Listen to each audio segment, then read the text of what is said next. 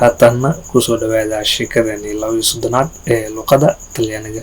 Sheekadan waxay ku saabsan tahay gabadhan halkaan idinkaga muuqato, waana sheeko xoogaa sadness ah sida sawirka ka muuqataba. Marka sheekadu waxay ku bilaabanaysaa sidatan: Mi chiamo Lela, magacaygu waa Lela. E questi kuwaanina waxay ka wadaa sawirkan meesha ku dhagan. E questi kuwaanina sono waxay yihiin i miei genitori, waalidiintayda. Madson e Samuel, hooyadeeda Madson iyo aabahayga Samuel. Sono divorziati, ayaga waa isfureen ama waa ay kala tageen. E sono anigana molto triste, aad ayaa ugu murugoodaa per questo, arrintani oo ah furiinka ama kala taga oo hooyaday iyo aabahay ay ku kala tageen. Vivo waxaana noolahay con mia madre, hooyadeeda, inay fin settimana, toddobaadka ama isbuuca fasaxa ah. Mio padre, aabahayga, mi viene wuxuu igu yimaadaa a trovare, booqasho. Aad iyo aad waxaan rajaynaynaa fahanteen. Marka la ku celinaynaa: Mi chiamo Lela, magacaygu waa Lela. E questi kuwaanina sono i miei genitori, waxay yihiin waalidiintayda. Madson e Samuel, oo lagu kala magacaabo hooyo Madson iyo aabbo Samuel.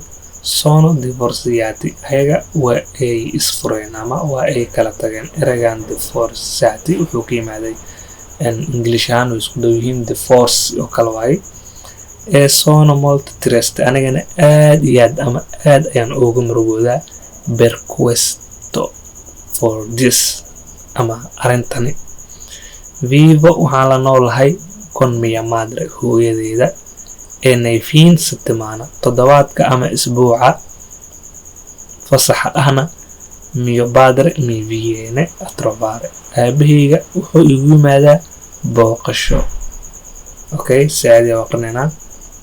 Mi chiamo Lela, e questi sono i miei genitori, Madson e Samuel. Sono divorziati e sono molto triste per questo. Vivo con mia madre e nei fin settimana mio padre mi viene a trovare. Okay, waa cashar aad iyo aad u gaaban, aad iyo aad u fudud. Af Soomaaliya ku akhrineynaa: magacaygu waa Lela, kuwaanina waa waalidiintayda, oo lagu kala magacaabo Madson iyo Samuel. Ayaga waa isfureen ama way kala tageen. Anigana aad ayaa ugu murugoodaa arrintani.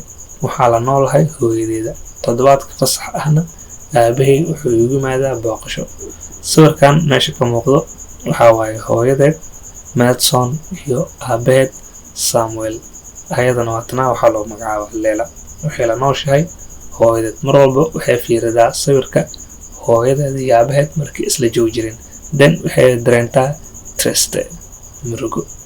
Inkastoo aabaheed oo soo booqda, aabaheed familka waa soo booqdaa, laakiin si gaar ah gabadhiisa ayuu soo booqdaa. Marka waxaan rajaynayaa inaad fahanteen. haddii aad fahantay kusoo qor commentiga. Waan fahmay. haddii aad fahminna soo qor. ma fahmin si aad ku fahansiin. Ciao ciao.